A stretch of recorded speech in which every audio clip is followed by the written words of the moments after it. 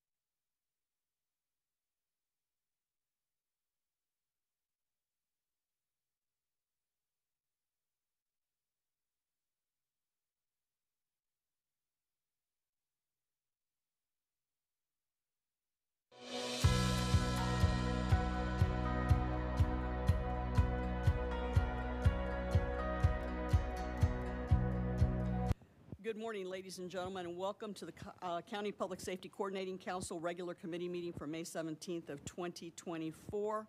Ms. Nappy, if we could have a roll call, please. Good morning. Good morning. Ms. Julianne Holt. Here. Sheriff Chad Chronister. Colonel Robert Ura for Sheriff Chronister. Chief Judge Sabella. Ms. Susan Lopez.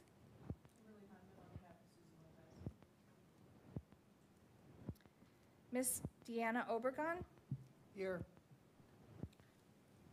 Colonel Bob Ura. Major Rodriguez in for Colonel Ura. Chief Lee Burkaw. Chief Chris Daniel. Present. Mr. Nick Bates. Present. Mr. Robert Parkinson. Present. Mr. Van Ayers. Councilwoman Henderson. Senator Roussan.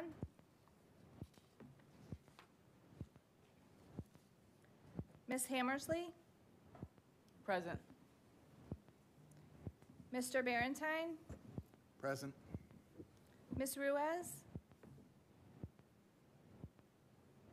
Mr. Proctor. Ms. Stewart. Mary Lou Whaley on behalf of Cindy Stewart. Ms. Lewis. Present. Judge Rich. Present. Commissioner Cepeda. Present. Ms. Cindy Grant. Present. We have quorum. Thank you, ma'am. In your packet are the minutes of our January 19th, 2024 meeting. If you would please review those minutes, and after a review, if we could have an appropriate motion. Motion to accept the minutes by Mr. Bates. Is there a second? A second by Ms. Obregon. Any discussion on the motion that's pending? Anyone see any addition, corrections, deletions that need to be made to the minutes? Okay. All in favor of the motion to accept, please say aye. Anyone opposed, like sign? Okay, thank you. There is, under old business, Colonel Ura, if you would, at this time, if you'll recall at our executive committee meeting, we had some public comment that involved basically some requests for us to look at and consider perhaps diverting some traffic offenses into some type of diversion program, whether it be an expansion of the program that exists now or a separate and distinct program.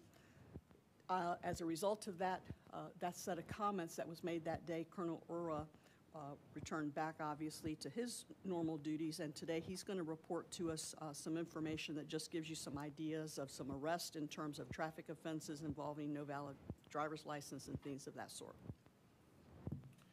Thank you, ma'am. I just want to put some context, hopefully, into the issue. What I looked at was arrest for no valid driver's license from a 3-year period from May 16th, 2021 to May 15th, 2024, so a 3-year period. During that 3-year period, the Hillsborough County Sheriff's Office made 243 arrests for no valid driver's license as an only standalone charge. It's about 1 a week.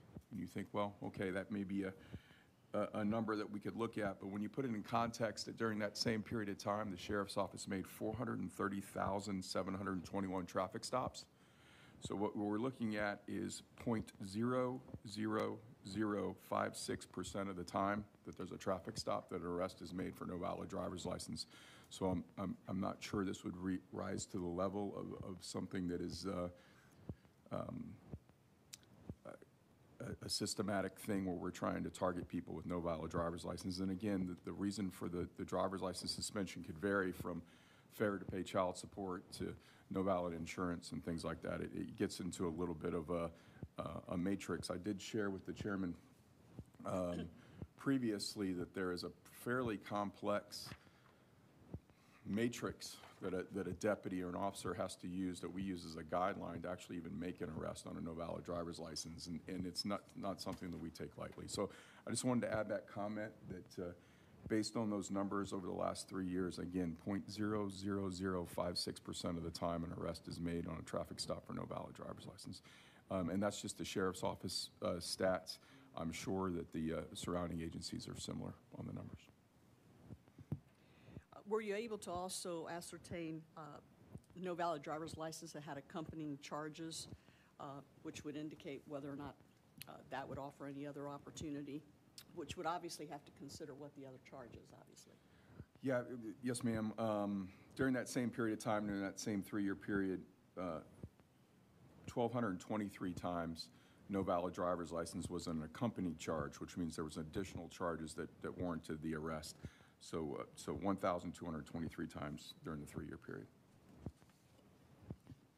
Questions of the Colonel? Comments? Yes, ma'am, Ms. Lewis. So, let me get it. So they were stopped for other reasons, and then they discovered they didn't have a driving license? Yes, the vast majority of those would be, the traffic stop would be for whatever the infraction was. I didn't have time to look at all the 430,000 different times, but a traffic stop was conducted 430,721 times, and as a result of those, over the last 3 years, 243 people were charged exclusively with no valid driver's license. I would like to see that paper that you just hold up on the several different steps that they go through, but I will also like to see, I'm not sure if y'all keep the matrix of the ethnicity, the breakdown of ethnicity, and what part of the county is this mostly occurring in. And I would really like to see go as deep as saying what deputy has done the most, because I don't want him to be rewarded for this behavior, because it really isn't a good behavior. So your arrests, I just wanted to, your arrests are not in the city proper. Your arrests, for the most part, probably 99% are going to be the county, correct? It could be in the city. We have jurisdiction in throughout the county, so I would have to deep dive to see a percentage again of the 0.00056% of the traffic stops that end in that, where those would be concentrated. I can look and see. I have a feeling that it's going to be, fairly well distributed, but we can look at that, and then also I'll attempt to get race and gender. I'll try to get both. Okay. And then that last comment, you don't speak for TPD. TPD needs to speak for TPD. I happen to have the numbers because they get booked in our jail for TPD, but I don't have the traffic stop numbers. Okay. In the same period of time, the Tampa Police Department, a 3-year period as of yesterday, the Tampa Police Department made 64 arrests during the 3-year period, or 64 people were booked in the Hillsborough County Jail for just no valid driver's license. So 64 over 3 years, which is, less. Okay. And Ms. Lewis, there's an assumption on some of this that and if other people are being stopped, they may be getting a notice to appear. This would just be the people that were actually coming into the jail and were being booked. So there could be notices to appear. But what we were understanding that the question was who was being arrested, what were they being arrested for, and how many of these cases there were. I'll have Ms. Nappy, I'll scan this in and send it to Ms. Nappy, and I'll have her send it out to the members of the committee. I appreciate that. One of the things is, this is so important because we don't want this to turn to another biking while black, okay? So this is real important, TPD and HCSO. We don't want this to turn into another biking while black. And just to arrest someone just for driving without any license, I do understand that is a problem, but there are other circumstances around it too as well. So I'm not going to go all into the weeds of it, the nuts and bolts, but we can definitely have a conversation. The NAACP is ready to have a conversation about this and how we can help and what can we do But we all know that in this day and age, there's a lot going on. There's a lot of circumstances behind what people do.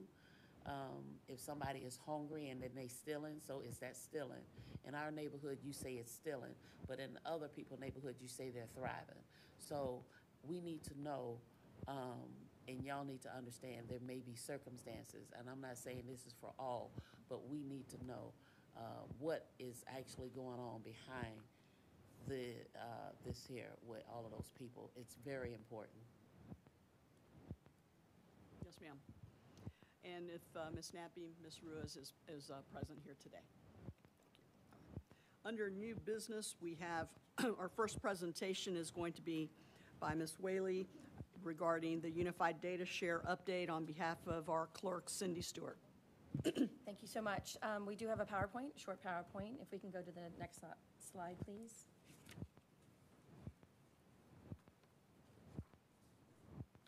So, as you know, as a committee, you're already aware of the participants. I'll briefly describe them. It's Clerk of Court, it's Sheriff's Office, State Attorney's Office, Public Defender, 13th Judicial, Tampa Police Department, and Florida Department of Corrections. The proposal, we're on track, which is a very good thing. We've completed second phase, and we'll move into the implementation phase and be done by October. What we recognize in general is that there is a successful outcome will be that the citizens can rely on the data and that the data will be safe. And I know that we all scrutinize and worry about security of data, and this will help, of course, ensure that. We can go to the next slide, please.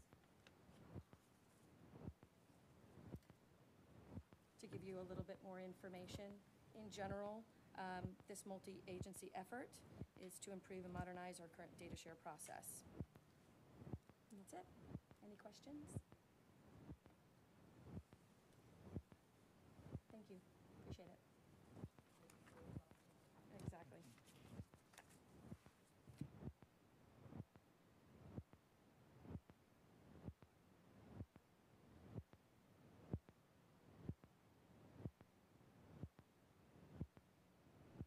Thank you, Ms. Hull. And this is just an update.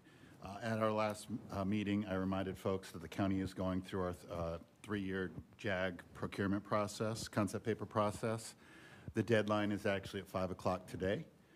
After we received all the applications, we will be scheduling a meeting of the Burn JAG Subcommittee, which is chaired by Judge Jeffrey Rich. He has already selected a date, potential date, of June 11th, 3 o'clock to 5 o'clock. So I would like to ask that those members of that committee take a look at their schedule when they get back to their office, and then send me an email and let me know if they are available. Again, that is June 11th, 3 o'clock to 5 o'clock, if you are available or one of your designees. And by next week, we will have summaries of all the applications, copies of the applications, and some supplemental scoring materials that we will send to each of the committee members. I know that at least one of our committee members is submitting an application for her organization, and she has recused herself from the process, and that's very appropriate. And I'll also inform the group who that is when we send out the notices. So again, we're looking at scoring them on the 11th of June from 3 to 5 o'clock here at County Center. That's the update. And once again, it's going to be about $150,000 a year for 3 years. So we're looking about $450,000, $500,000 that we're going to be putting on the street. Any questions of Mr. Parkinson? Any comments? Okay, thank you. Then we will move on to our next presentation, BJA Second Chance Reentry Act Grant.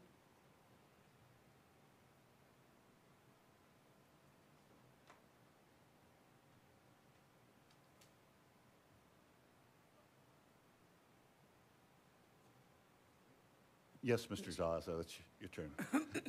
And for the record, Mr. Jalazo's first name is Michael, not Mike, and I apologize for the error on the agenda. Well, I appreciate that, Rob. It's not necessary. I just wanted to give you guys a quick update. In the 2022 fiscal year for the Department of Justice, PERC, the Pinellas Ex-Offender Reentry Coalition, was awarded a Second Chance Act grant to create a program that was originally called Operation Empower. I believe Mr. Craig Powell from PowerNet of Tampa did a presentation to your Public Safety Coordinating Council a little more than a year ago about this program. We are the lead agency. However, over the course of the last year, in the planning and implementation phase, we had to shift under the advice and consent with the Bureau of Justice Assistance to change subrecipients. We're going to be working much closer with A. Brown Ministries. The idea of this program is a pre-release to post-release program. We already have built a relationship with the Department of Corrections, working with the community release centers that are under the auspices of Polk Correctional, and have done some programming in this as well already. And so the idea of this is to really build on that for people who are releasing to Hillsborough County and are releasing to Pinellas County. We'll serve a minimum of 90 people over a 24-month project period. I did give you guys a quick handout on this. We're going to be doing pre-release training based in construction, based in advanced manufacturing, and based in low voltage wiring as those programs expand. The community release centers in South St. Petersburg, the Goodwill Center for Women on Gandy, and the Largo Road Prison all released to both counties. Our goal is to provide pre-release training, pre-release employment. That's why we're using the community release center, leading to a seamless transition as they complete their sentence and are released back to Hillsborough and released back to Pinellas. This isn't a ton of detail at this point, but we are going to be completing the planning and implementation phase prior to the next time that this board meets, so I wanted to give an update and answer any questions if you have them. We have changed the name, and again, the subrecipient from a financial and programmatic perspective will be shifting to A. Brown Ministries. We are aware that Operation New Hope is coming to Hillsborough and Pinellas, and we will collaborate with them if we can, but we haven't had any actual communication from Operation New Hope. I know Robert Blunt has had some understanding that they're going to be doing stuff in Hillsborough and Pinellas. If there's a way to collaborate with them, we will, but right now we have a long history working with A. Brown Ministries. What PERC does on the Pinellas side is similar to what A. Brown does over here in terms of pre-release training, pre-release, and then to post-release employment and case management services. So from a programmatic standpoint, there are going to be some changes, but not in terms of numbers, just in terms of some of the scope that's already been approved by the Bureau of Justice Assistance. And we're going through the final stages with them. We'll be submitting that plan to them on the planning side, the implementation program that you have to do when you do one of these grants. And we expect implementation to take place in the next couple of months, starting at Polk Correctional, the Largo Road Prison, and the community release centers that I mentioned to you. And I can answer any questions if you have them. Mr. Parkinson. Yes, just a couple comments. First of all, Mr. Gelazzo, thank you for giving us an update. County wrote a letter of support for your application, and it's good to hear that you were adhering to what you obliged to do for Bureau of Justice Administration. Overall, this has been a really good month for reentry. Our Department of Corrections partners did a very wonderful Emerging Best Practices event. Was that last week, the week before? Last week, sir. Okay. Just some wonderful things being done through Department of Corrections. Obviously, Mr. Gelazzo mentioned Operation New Hope. That is the organization out of Jacksonville that created the reentry model that we use here in Hillsborough County for our Sheriff's Reentry Center. They also created the Ready for Work program that A. Brown replicated going on 9 years ago now, which has been an awesome program. And then A. Brown Ministries has recently expanded their service array to include funding that originates from the county and goes through Career Source and a couple other components as well to expand services for individuals coming out of our jail, post-reentry services. And then, of course, we have this new program with PERC. So without even really trying hard, we're able to benefit from a lot of new programming for our returning citizens. So we appreciate that. And we also appreciate you trying to work with A. Brown Ministries, who is a known entity to us, Many of us have partnered with him. The county helped him get ready for work off the ground. Was it 9 years ago now? Okay. So we definitely have some sweat equity into that program, so we're glad to see it's doing well and expanding, and I would argue we need more of everything all three of those organizations do. If I could add to that too, and I appreciate you bringing that up, Florida Ready for Work and Florida Hires have been a partner with PERC on our pre-release programs that we've done in partnership with the Department of Corrections over the last few years. They remain a partner, and we're expanding that. The participants who are going to participate in this program are going to have real legitimate opportunity for upwardly mobile career pathways. I mean, a lot of the guys that we graduate start off, and they're still technically in the community release center at the work release part of it, where they're starting off at $18, $19, $20 an hour. So we're really looking at career pathway jobs with this, but Florida Hires and Florida Ready for Work will remain a partner in this program, and we're excited to, see that happen and working again with A. Brown Ministries. And just to give some background, Operation New Hope out of Jacksonville fairly recently, had their executive director retire. There's a new executive director. So our understanding is he's reaching out to local stakeholders to build relationships with.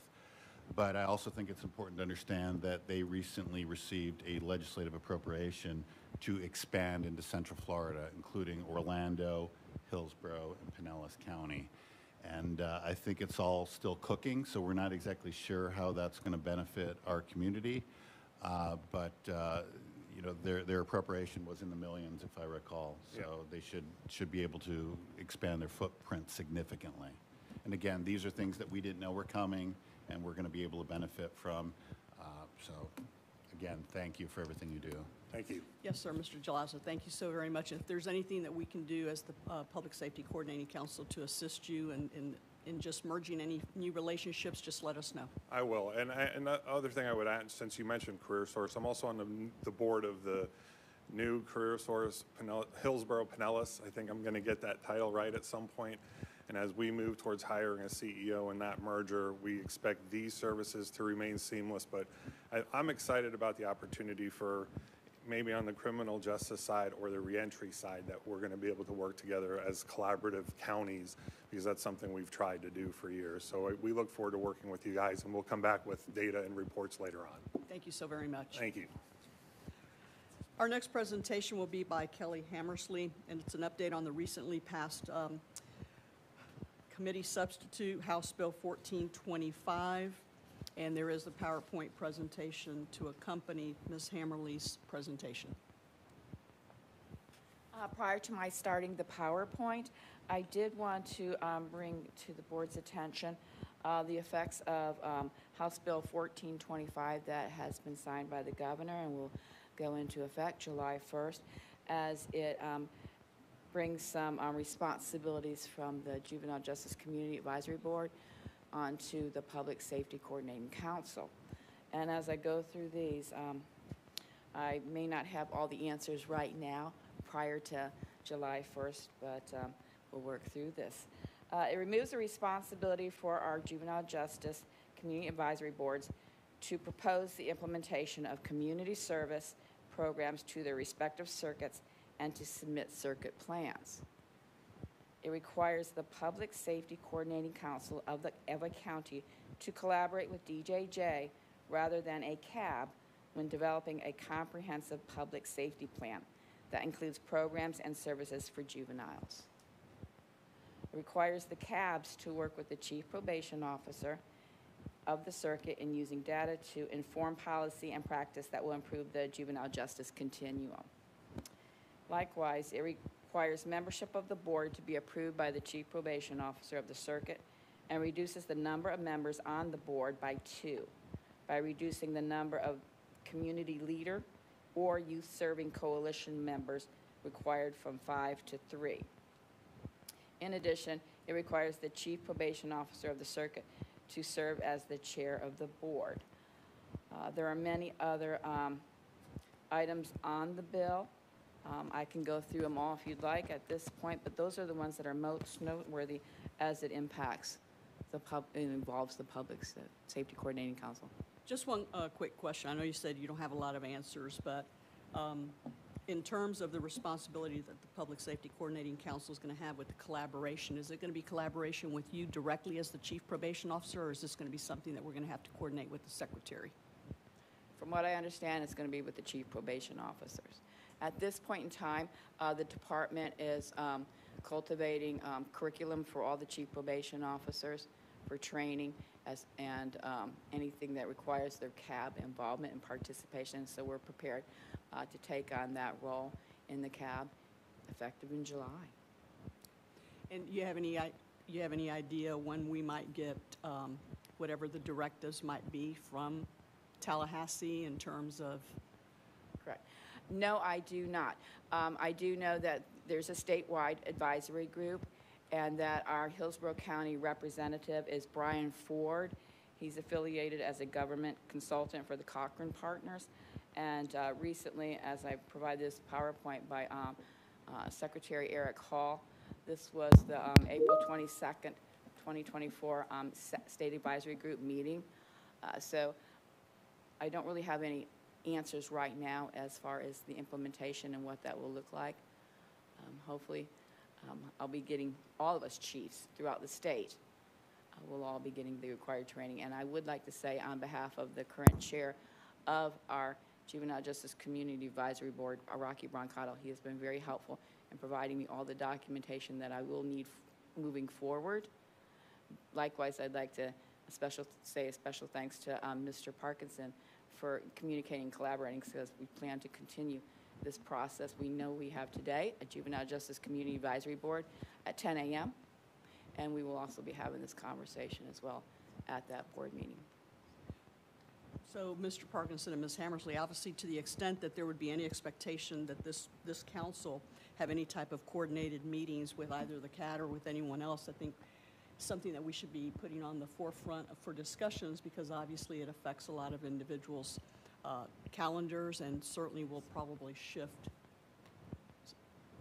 the discussions that might be happening here. So I think that, you know, for those of us that have been involved with the Public Safety Coordinating Council for a long time, some of us have been involved with the juvenile aspect of it, but not all of us have. So there's going to be some significant learning curve also for other people who may want to be a part of the discussion and not just hear what we have to say, in other words. So if we could just, as soon as possible, give some, get some guidance and direction in that area.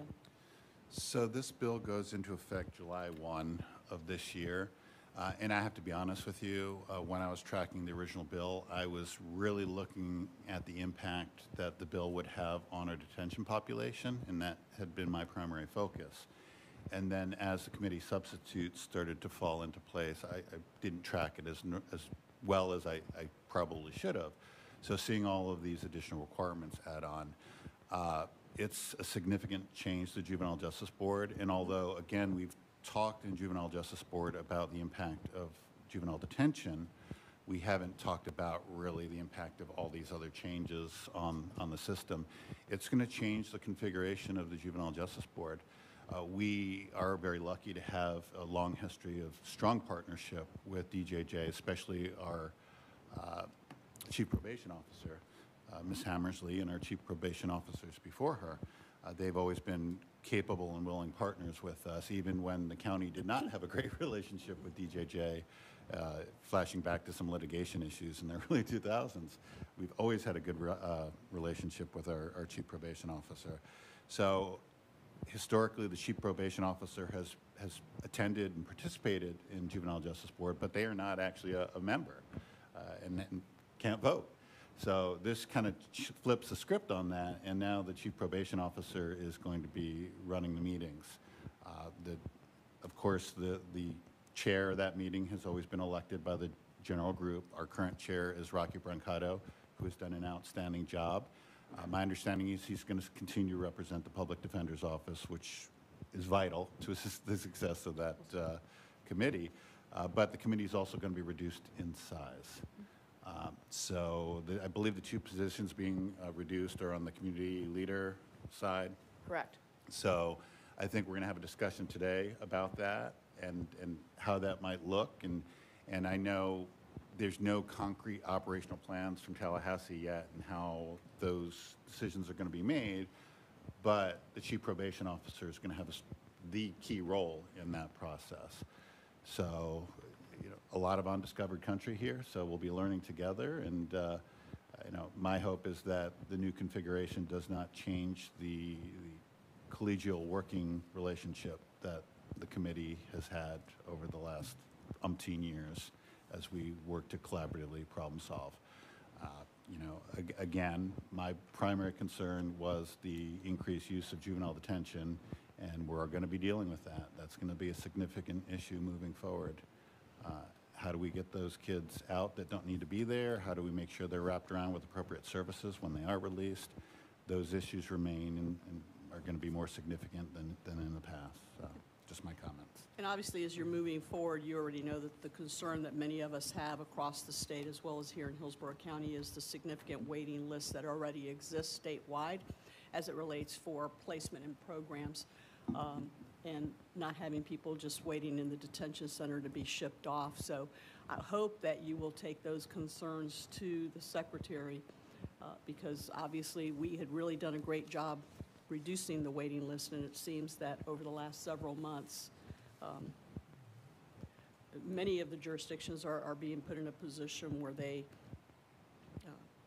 don't know whether to move forward with litigation on behalf of the youth who are sitting in detention centers and aren't getting the benefits of the programs that they were committed to as a result of their sentence. So I think we have some issues that we're hoping get to the secretary, so that as he rolls out whatever his vision is, he recognizes that we already have some challenges that we were trying to deal with locally. So welcome to your new position, however, the additional responsibilities, and we look forward to continuing to work with you. So if you want to move forward with your presentation, that'd be great. Thank you, Madam Chairwoman. Yes, I will go ahead and start with this presentation. On a side note, Secretary Eric Hall, throughout the state, he is going to each and every circuit for in-person meeting with our judicial stakeholders. His tentative date is in late June for Circuit 13.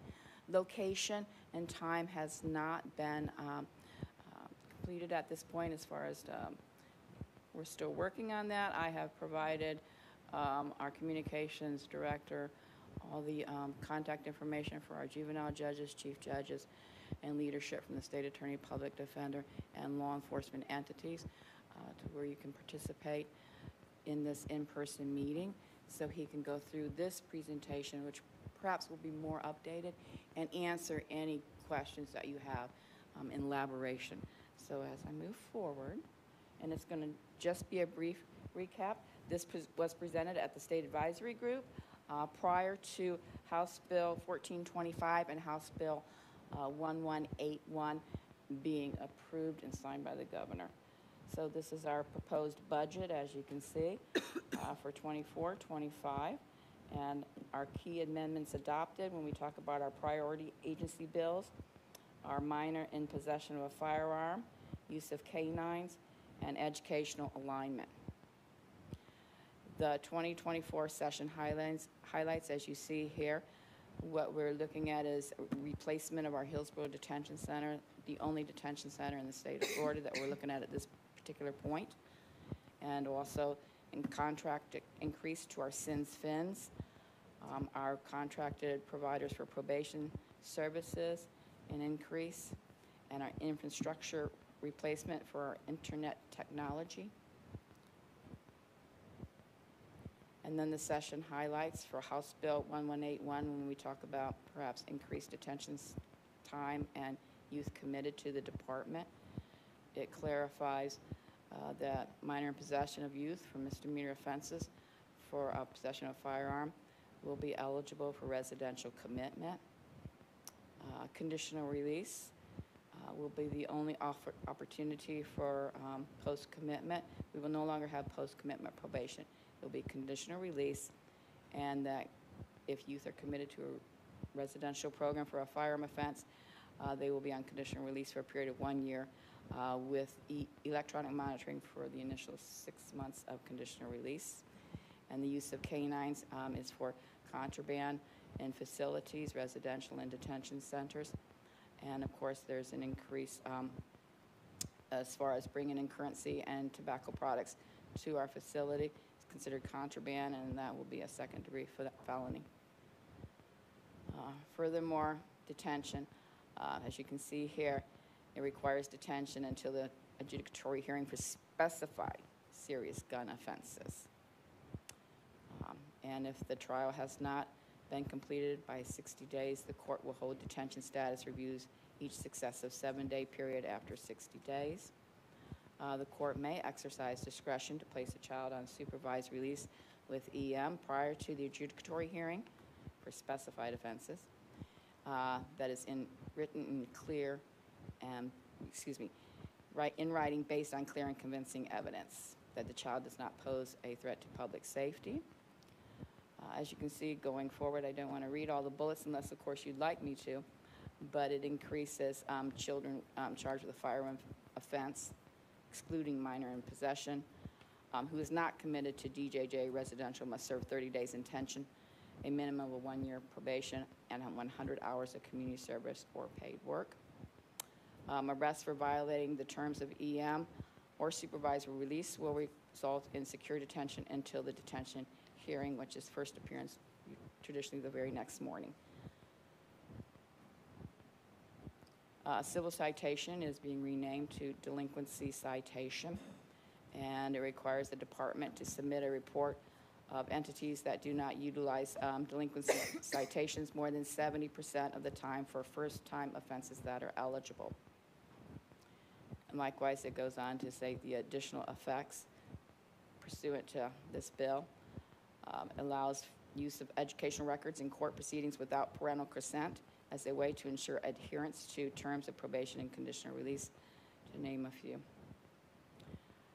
Continuing forward, House Bill 1425, we're renaming our non-secure residential. Will now go back to moderate risk residential, and juvenile correctional facilities or juvenile prison becomes maximum risk, and we are removing minimum risk non-residential as an option that will no longer exist. And our educational alignment, as you can see here on there on the PowerPoint, accountability model for prevention and day treatment juvenile justice education programs utilizing the school improvement ratings issued by the Department of Education. Removes the references to the CAPE and replaces with career and technical education, to name a few. Keep going. And then here we go, HB 1425, the circuit advisory boards. It's just a summary of what we've already discussed. And additional changes. Clarifies juvenile assessment centers are not a facility a youth can be brought to if the youth needs medical attention and is under the influence of drugs or alcohol, or is in mental health crisis. Those youth are traditionally taken to medical or mental health facilities first by law enforcement, and upon clearance then are returned to the juvenile assessment center to be processed. The DJJ staff and contractor providers are granted immunity from civil and criminal liability for the administration of an opioid antagonist, and specifies that a transfer to or from secure detention and supervised release is done by motion of the court, child, or the state. And then our notable bills for the department, House Bill 7021, mental health and substance abuse, House Bill 49, employment and curfew of minors, House Bill 7063, anti-human trafficking, and Senate Bill 674, United States produced iron and steel in public works, and how this impacts the department. When we talk about building a new detention center, the cost of steel and iron does impact that budget. And that's the end of my presentation. Any questions for me right now? Mr. Bates?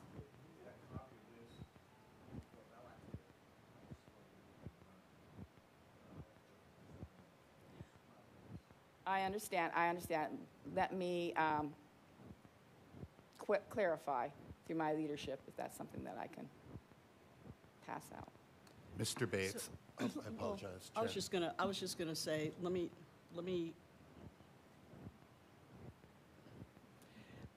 I mean, it's been shown publicly at this point. This is gonna be repeated. So I would, as you're asking and clearing through leadership, if you would just tell them you've already made a public presentation, it's recorded, and it's repeated and shown consistently. I'd also like, Just to make sure I'll they clarify understand. today. Thank you. I'll clarify today and get that response. and I'd like to add that the secretary actually delivered this presentation at his statewide advisory group meeting on April 22nd, so that would put it under sunshine law already. So Okay. chief probation officer would not be at risk at all because the secretary already put it out. I just, if you want me to call the secretary and say, I feel like I'm in a really bad position as the chair here, that, number one, as I Ro- couldn't hardly see the screen. It started with that problem. I can pull the bills, obviously, but I Right. think it's important for him to understand that we have individuals that are sitting here that have some responsibilities, not only internally in their own organizations, but also we have lay members that really want to be well-educated on these issues as they're asked to do things and move forward, so.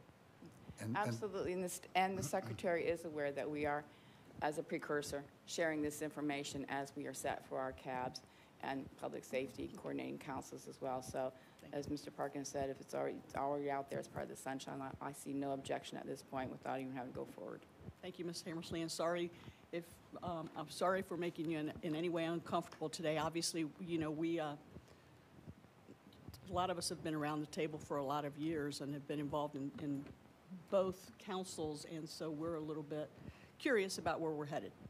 Many changes. Yes, I ma'am. understand that. Yes, ma'am. Thank you so very much. Anyone else wish to comment or ask questions? A couple comments first for Mr. Bates.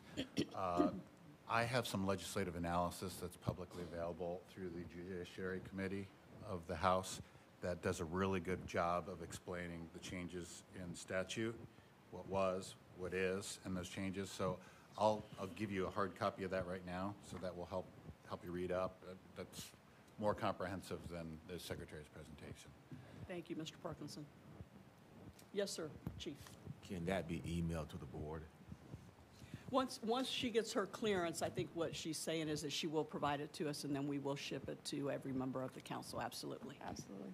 And then my second comment is that, and this is just for the PSCC, so we've seen a few pieces of legislation out of Tallahassee related to DJJ in the last 3 years or so that have increased the amount of detention for juveniles, and we've monitored it and assessed the impact and prepared for the impact. Obviously, this proposes a significant amount of additional changes, but as a reminder, and I'm saying this out loud for the group so that they're aware of the totality of the circumstances, but also for the benefit of my boss in county administration to know that these are all having a direct fiscal impact on the county's budget. Yes. As we're going through the budget process here, I'm giving them best estimates I can based on what I know about the various populations. But we also have to acknowledge that there's been recent legislation that's going to increase the adult side too. So in addition to the juvenile justice bill, House Bill 1425, the committee substitute for that bill, we also had last year a committee substitute for House Bill 1627, which addressed pretrial release and detention, which amended bond schedules and some other issues that is already having an impact on our detention population. So that's going to impact days in jail, which has a significant cost to the county. And then the other recently passed legislation is committee substitute for House Bill 1365, unauthorized public camping and public sleeping. Now, at its face value, you'd say, okay, that's going to impact homeless departments, Tampa Hillsborough Homeless Initiative, but it also means that we're going to have people that are most likely going to be picked up for trespassing charges down the line. So that means new misdemeanor charges, going to jail. That also means that we're going to have individuals on felony probation who are also unhoused individuals that will be being picked up on potential VOP charges, correct? Okay. So I'm not judging, I'm not making any statements about this legislation, except for the fact that it's going to have a substantive impact on our detention populations juvenile and adults, and for our Board of County Commissioners is going to increase our costs. So. Well, Mr. Parkinson, my judgment is the impact is already there, which is why I asked Ms. Hammersley to also make sure that the secretary understands what's happening at our detention center, because our commissioner who's sitting here today did a tour of the detention center, and so she is, very aware of the condition of that. And when we have not only the pre-hearing detentions, but when you also add the significant waiting list that we have, the population of that detention center, and it's not an appropriate place for people to be held long-term without appropriate interventions and services and things of that sort. So there was a lot of money that was put into these new bills, but I didn't see where anything was going to come home for the impact that we're going to have here at home. And obviously, just yesterday, I was mentioning to some of our stakeholders the amount of homeless individuals that are being already charged with offenses and are sitting in our jail. And they're not sitting there for just 2 or 3 days. They're sitting there for a significant period of time, and there's now a felony charge that's been developed and is being used, and you can see the population going up. I'll tell you that I look at the population every single day, and I look at it from both the misdemeanor standpoint and the felony standpoint, and that's not even taking into consideration that there are people that are sitting in our jail that are serving their sentences, and it's a pretty significant amount too. So all of us are very aware. We went from having one jail, which was great for my office, to now we're opening up pod after pod after pod at Orient, which is now expanding the need to our office in terms of personnel. So very consciously aware of it, and I think you'll see some, you'll start seeing some litigation around some of these areas. I know that our juvenile judges are very aware of case law that exists in certain areas, and we're staying on top of anything that's in conflict with case law that comes out of these bills. And I know you are, and again, I thought it was important to just frame the totality of the circumstances and the impact it will have. As you're meeting with the various legislative delegations, I think another important message is that probably for the last 5 or 6 years, I've seen a decrease in the quality of legislative analysis in Tallahassee.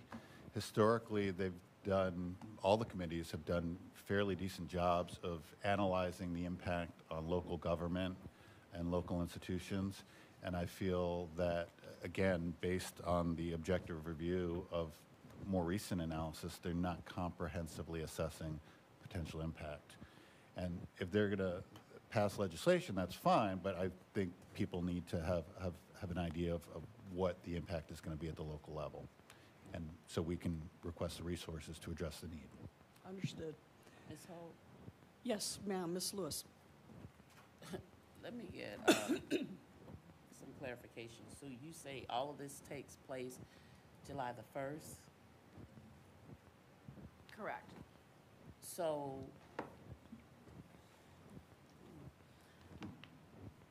how do we educate the community? Who would I call to come out and speak to the community about all of these changes that are going on with juvenile justice? Because I can rest assured we're going to get a ton of calls. And I need to educate the community before we get these calls, because you just laid out a lot of changes, and my mind is just blown right now. And it's so important that I get this information out. Not only to, like I said, to educate the community, but to help me help TPD, to help me help HCSO. Okay. And this is, I don't want to say it's a kept secret, but just like Mr. Perkins was saying, I mean, somebody's got to talk about this out loud, and the bills and what's going on. So who do I need to contact? Who needs to come to the NAACP and have a conversation? So it would be me. Okay. I could do that. I can reach out, we can have a communication, Ms. Lewis, to get the momentum going. So all this is through the House bills, through the Senate. The governor signed it, but I'll have the clarification. I have the bills right now. Traditionally, what will happen with Department of Juvenile Justice is that our Legislative Affairs Director for the department will meet with our lead general counsel, attorneys for the department, and they will clarify specifically to where it's an easier read for all of the chiefs and all of DJJ to have that. But in between that occurring, at this point, we can have these conversations, and I'll be glad to assist in any way I can. Anyone else? All right. Under other business at this time, I am going to call upon Mr. Barentine, and you already have his number, Ms. Lewis, and so when he finishes this presentation, I know you're going to want to have him revisit with you because he's about to give you some good news. At least that's the way the Public Defender's Office feels about the potential. Yes, thank you, Madam Chair. Again, my name's Pat Barentine. I'm the Circuit Administrator for Department of Corrections, Community Corrections here in Hillsborough County. Last week, May the 9th, we had a presentation that we held at the Hillsborough County Sheriff's Office at Falkenberg Road. And I'd like to thank the Sheriff's Office and Colonel Ura for the opportunity to use the assembly room there. It was very nice, and my understanding is that you just had it remodeled, so thank you for allowing us to use that. But again, we had an Innovations in Community Corrections session that was led by our Assistant Secretary, Joe Winkler, and we talked about several of the innovative processes that we've been utilizing across the state, one of them being the Mobile Probation Unit, or MPU, which is a 24-foot vehicle that we take to off-site locations to allow for the check-in or office visits of some of our offender population that don't have transportation. These vehicles have shown to be very useful in rural areas and other areas in the counties that, you know, where the offender population doesn't have transportation or doesn't have a good way to get to the office that they're assigned to. So we are looking to expand those. There's 2 of them in the state, currently Circuit 12, Manatee, Sarasota, and DeSoto counties have one, and West Palm Beach has one. And they've obtained those through private funding. We are requesting that the Reentry Committee take a look at our proposal for trying to get one of these mobile resource units for the Hillsborough County area to be able to deploy and utilize for our offender population here in the county. And I would be happy to provide any additional information on that. And because this is something that just recently came up, but we did think it was important to get it in front of the Public Safety Coordinating Council. Unless anyone has an objection, I'd like to refer this to the Reentry Committee that exists. I would ask the chair of that committee to set a meeting as soon as possible. This is one of the units that exists now in West Palm Beach was definitely put in place in direct response to the overpopulation of the jail, in particularly based on the violation of probation cases and clients that were being held in that particular jail, and quite often the needs that Mr. Barentine just mentioned were a part of the underlying reason why they were being violated. So I would like to see this be something that we move forward on so that we can see whether or not we can find a way to properly support bringing a unit such as this to our jurisdiction. But obviously what we're hearing is that we need to perhaps be innovative in how we receive the funding in this particular area. And although I understand that it would be easy to say, let's go and ask the Board of County Commission, we think it's more appropriate to really look at any and all opportunities that might exist. So if no one objects, I'd like to make that referral. So we will get together, you and I, Mr. Barentine, so that we can get that committee put together soon, and if you can bring, obviously, the backup for the financial needs for this. Thank you, Madam Chair. Mr. Parkinson, sir. Just a comment. I was at your event last week. I was extremely impressed with some of the corrections innovations that I saw at the event. I had a chance to have a sidebar with Deputy Secretary Winkler. Very impressed with the amount of analysis they did to determine the need for the mobile probation office. And not only that, because they use some very creative funding mechanisms, including the Sarasota program, to include foundation funding for the project. So they have to deliver outcomes and metrics for the project. And they've been able to reduce the amount of VOPs in their areas by 25%, which is just incredible. And, you know, we just talked about the jail population, and the benefit of preventing VOPs by 25% can certainly help offset that issue. So it's certainly something worth looking at. It creates some opportunities for returned citizens to not have to rely on transportation. I mean, today we also talked about the challenges of driving around and getting a license and all that. This could help with that issue as well. So with a minimal financial expenditure up front for equipment and supplies and a vehicle, and my understanding from the Secretary is that if you know, there could be some foundation or local level funding or even occasionally FDLE has leftover justice assistance grants that might be able to filter towards this project, that the Secretary believes that they can take on ongoing costs in the future, so maintenance, upkeep, that sort of thing. Yeah, and based on all that, that's why I think this committee can meet rather quickly. It's certainly something that, you know, has the ability to deflect other costs that exist, for instance, in the jail and things of that sort. So to me, you know, there's certainly different avenues that we can look at, but I'd like to look at all of them first. And thank you very much for offering to do this presentation quickly today. I really appreciate it. We have public comment, and Ms. Nappy, you have the list of the sign-ins, and so if you would, and I know that most of the public comment participated with us at our executive session. They were very, very good on their presentation. They were succinct and were very kind in staying within a time limit. There is the juvenile justice CAT is obviously meeting right after us, and so we need to try to be concluded by 9:45, and so I would just mention that.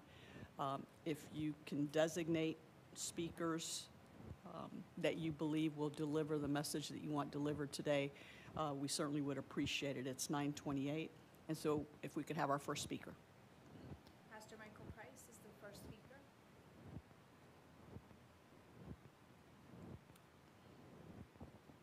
Good morning. Good My morning. name is Pastor Michael B. Price from Victory African Methodist Episcopal Church, a member congregation of Hope, Hillsborough's Organization for Progress and Equality. Hope is a coalition of 26 diverse congregations from across Hillsborough County who work together to respond to our call to do justice and tackle serious problems in our community. We are here today because we are concerned about criminal charges for misdemeanor traffic offenses, specifically offenses not related to traffic safety concerns, like driving while a license is suspended due to financial hardships. The previous data that we were able to collect from the state attorney's office showed that there were up to 12,000 driver license-related cases annually. Criminal charges for driving while license is suspended is a tremendous poverty trap. Charges for these offenses lead to people losing their jobs, housing, and community connections, and getting further into debt. Not to mention that they clutter the court system and waste taxpayer money and are critical to officer time that could be spent on more serious cases. We believe people need to be held accountable. We also believe that branding people for life for clerical issues, financial hardships, or being overwhelmed and aren't organized with life is counterproductive, wasteful, and undermines public safety. We want to be smart on crime, not just tough on crime. We believe offering pre-arrest diversions for non-safety misdemeanor traffic offenses is a way to put people on the right path, help to get their license reinstated, connect them to services or payment plan, while avoiding a criminal record and potential loss of housing, job, and livelihood. Hillsborough County already has a very successful APAD program, and we see this as a potential tool that can be built upon to divert more people from the criminal justice system. APAD reduces recidivism, increases public safety, saves taxpayer money, and protects people's livelihood. Whether through criminal traffic citations, NTAs, or physical arrests, we believe there is a way to divert people from the criminal justice system. We are urging you to join together to expand APAD or create some other pre-arrest diversion to include non-safety related criminal traffic offenses, such as driving while one's license is suspended due to financial hardships. We thank you for your time, and we pray that our hearts, minds, and wills can come together to make Hillsborough County a better place in this issue. Thank you, Pastor. Ms. Snappy, our next speaker. The next speaker is Sherry Henley.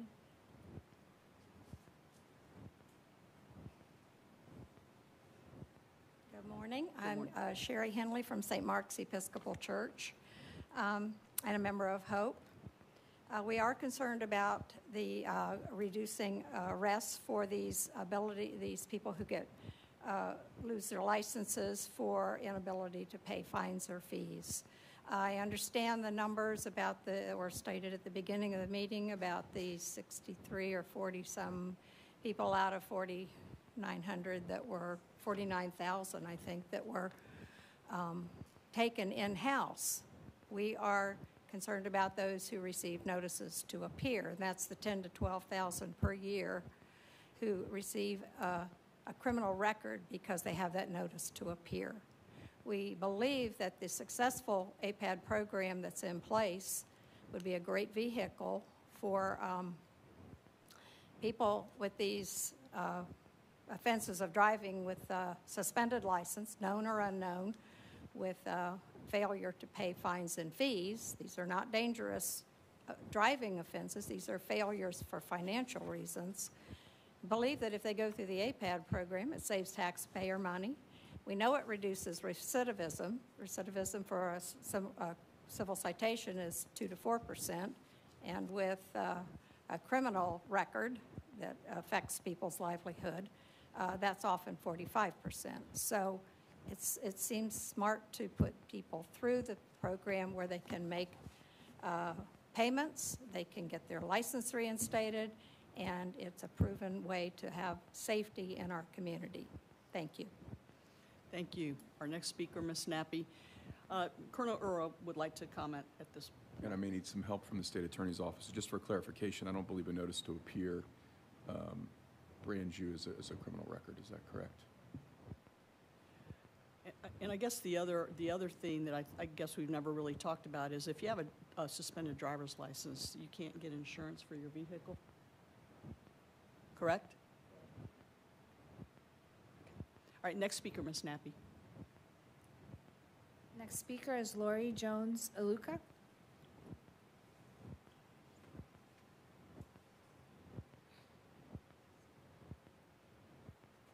Good morning. Good morning. Good morning. My name is Lori Jones-Aluku from Bible-Based Fellowship Church in Carrollwood, a member congregation of HOPE, the Hillsborough Organization for Progress and Equality, and I'm back this month. We held a community meeting last month at my church. We hosted where over 1,000 community members attended, and I'm here to speak for them. And we are concerned not just about physical arrests. We are concerned about notices to appear and the cases that result in a record that exists in the county courthouse that affects people's ability to get jobs. I work for a big corporation. I'm just not going to name it. When you go to get a job, they search the country. If you have a notice to appear for a criminal citation that was not related to safety, or you go to get an apartment and sometimes impacting your student status to try to get loans. We're not looking at this as this is not a safety issue, folks. This is literally impacting people's livelihoods, and it doesn't have to be that way. It doesn't have to be that way. Other jurisdictions, as we speak, have come together. The stakeholders are coming together, and they're figuring it out. And I believe that we can do that in our county also. I think that we have the ability to handle homelessness. Yeah, we can if we want to put money towards that. The same way we can put it in to the criminalization of poverty. We're finding people, we're giving them these notices to appear.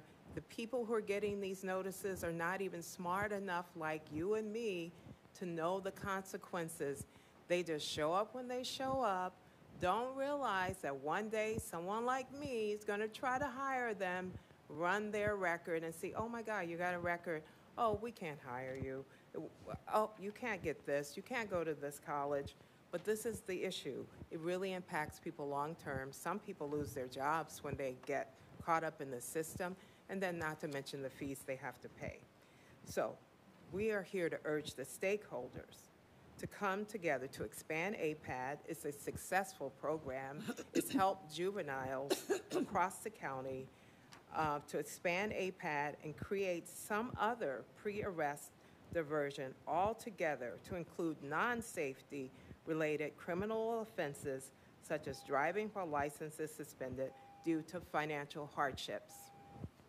Thank you. The next speaker is Norman Harris. Good morning, Mr. Harris. Good morning. Good morning. It's good to be here and see familiar faces to the chair. I'm here because I'm the founder of a nonprofit organization, Vertical Renewal Center for Human Development, and we have developed and continue to, it's a work in progress, program called Empower Me, which is essentially an intervention advocacy initiative. And it's designed to collaborate in partnership with other great initiatives in the community. The focus group for this initiative are youth and young adults within the age ranges, between the age ranges of 18 and 25, with specific focus on three groups. One, graduating high school students who have not been involved in the criminal system, but demonstrate a need for support in helping to shape a positive future. Number two, young adults who have been and possibly still involved in the juvenile justice system, but need help to change the trajectory of their lives as they transition into adulthood, between ages of 18 and 25. And the third, to address young adults who are already involved in the criminal justice system and have been advantaged to have a second chance with diversion or probation, but it would provide additional support to them to successfully complete diversion and probation and to support positive goal development and execution. Because what we find is sometimes people, young people in that age group just don't have the support to successfully make it through. They violate, they're rejected, and so the program is also designed to help assist with that.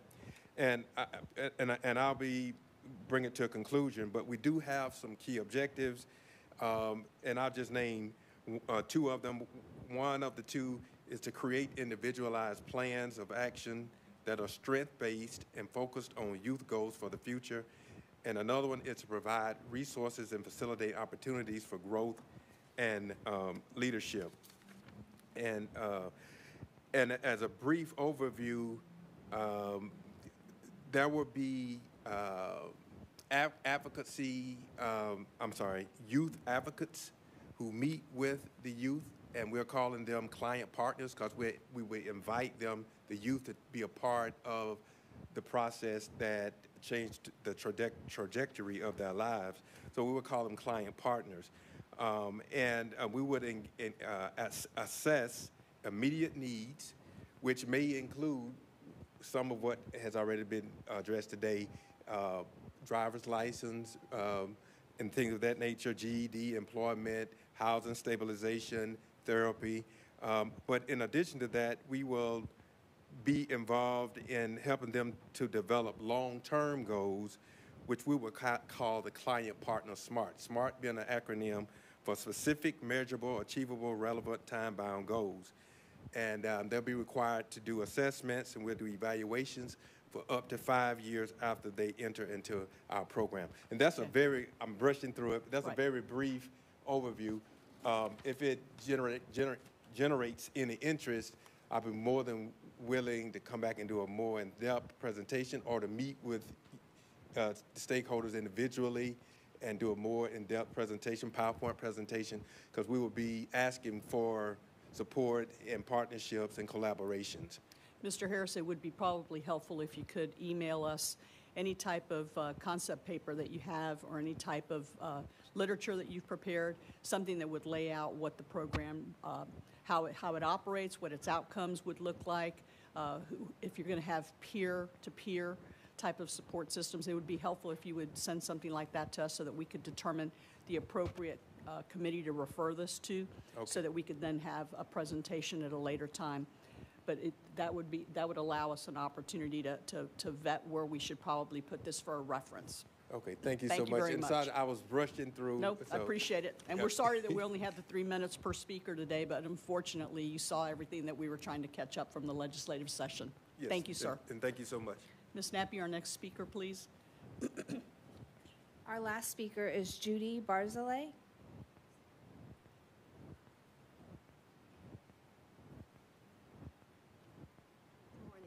Good morning. My name is Judy Barzilay. I'm with the St. Andrew's United Methodist Church in Brandon, which is one of the congregations within the HOPE group, the Hillsborough Organization for Progress and Equality. I'm here to speak on the issue of fairness and justice.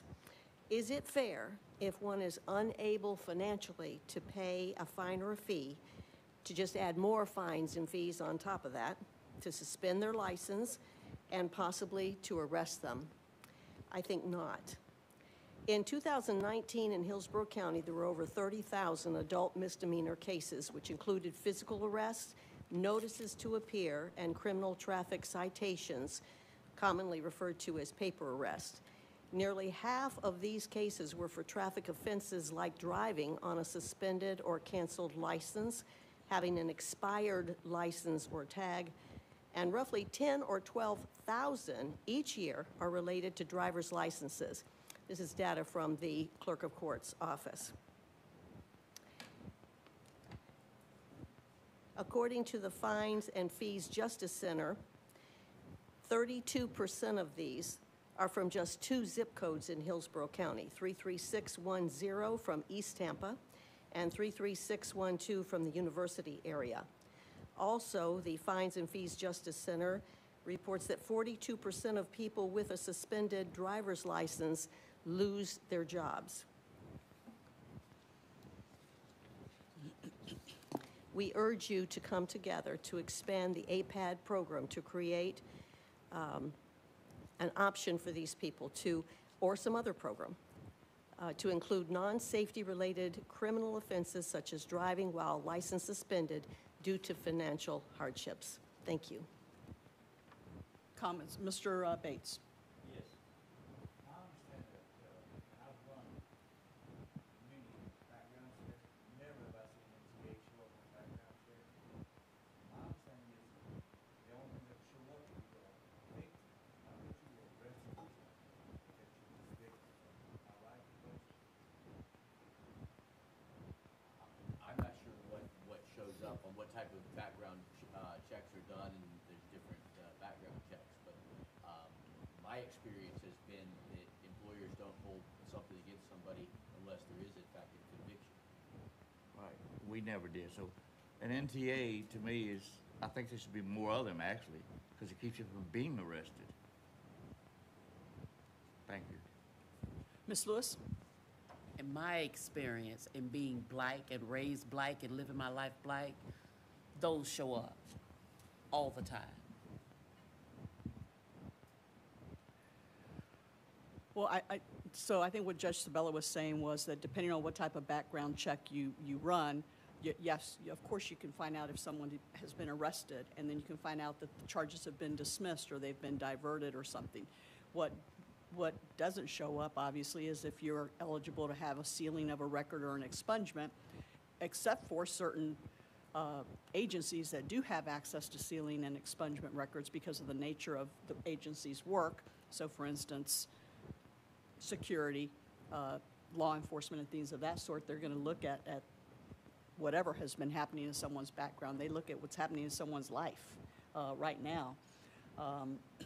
They'll look and see if, there's a medical marijuana card. Our office, and you heard this last night, both the clerk's office as well as the public defender's office have hired individuals that do, in fact, have certain prior records, because we recognize, number one, second chances, but we also recognize what misdemeanor offenses look like and things of that sort.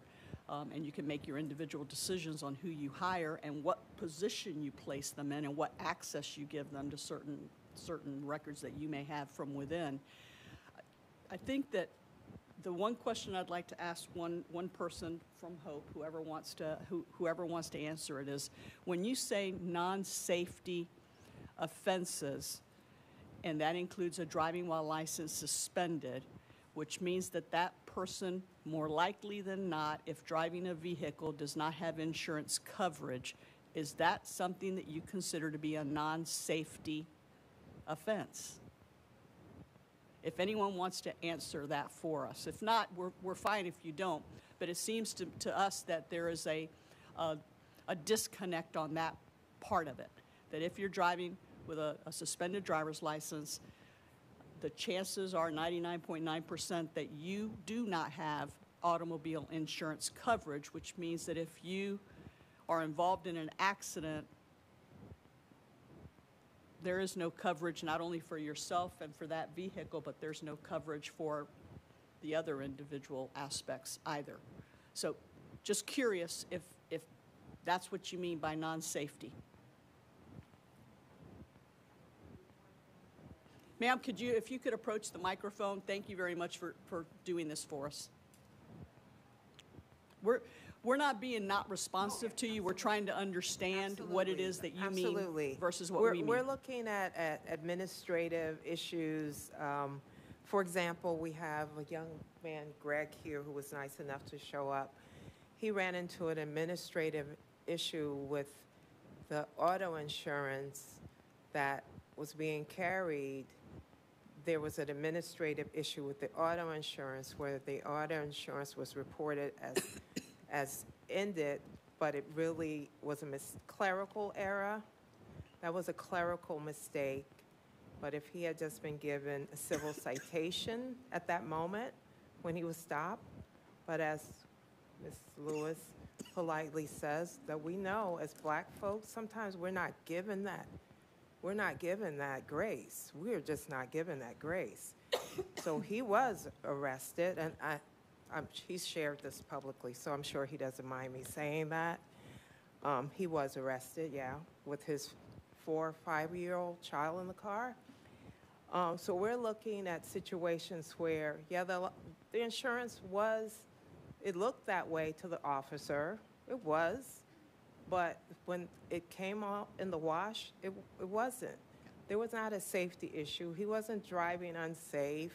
Everything was they threw everything out. In the end, there was not a safety issue. So we're looking at things like that. Okay. Thank you, ma'am.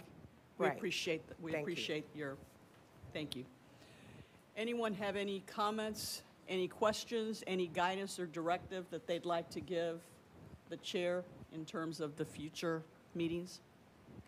All right, then we will have 2 committees that will be meeting. One of them will be obviously involving the grant. The other one will be involving Mr. Barentine's request.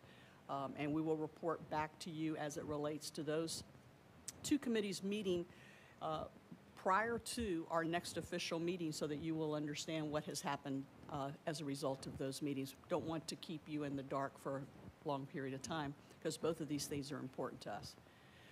That being said, then, motion to adjourn by Mr. Bates. Thank y'all very much. Have a safe